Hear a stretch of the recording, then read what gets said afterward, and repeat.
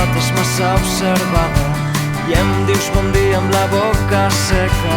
Hi ha una carícia que encén la flama i de sobte mitja finca es desperta amb un orgasme que ha fet tremolar els fonaments.